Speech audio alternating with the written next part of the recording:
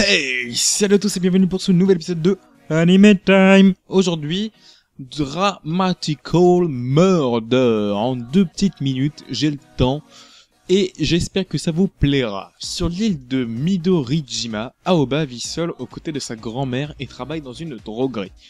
Contrairement à ses connaissances, il ne cherche jamais à faire d'histoire. Ainsi, il n'est pas intéressé par le jeu de combat virtuel Rime, pourtant très populaire, qui voit s'affronter divers clans de la ville. Entraîné de force dans le jeu, Aoba va dévoiler une seconde personnalité aimant combattre, mais des événements mystérieux semblent avoir lieu sur l'île. Les mystères qu'Aoba souhaite élucider.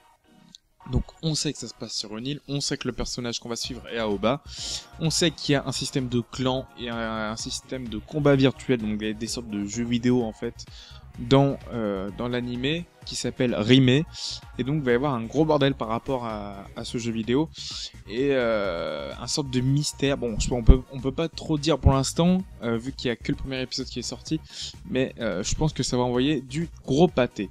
Donc Dramatical Murder, qu'on appelle aussi DMMD, et t'as un animé qui vient de commencer, donc ce mois-ci, qui a commencé le 7 donc de 2014, diffusé au Japon.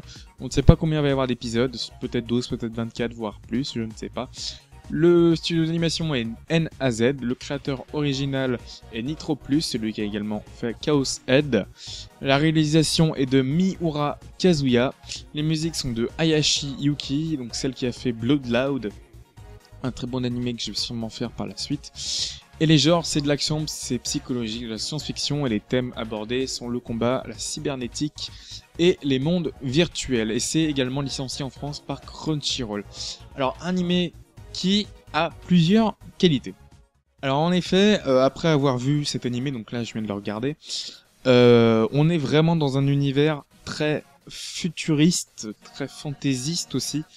On peut pas vraiment parler de pouvoir, on peut pas vraiment parler de surnaturel, mais plus de technologie avancée. On voit des écrans dans la ville, on voit que le mec il a une montre, il sort un écran de sa montre, on voit un chien, on voit des animaux, un chien, des chats, un peu cybernétiques qui parlent, tout ça, qui interagissent avec le personnage.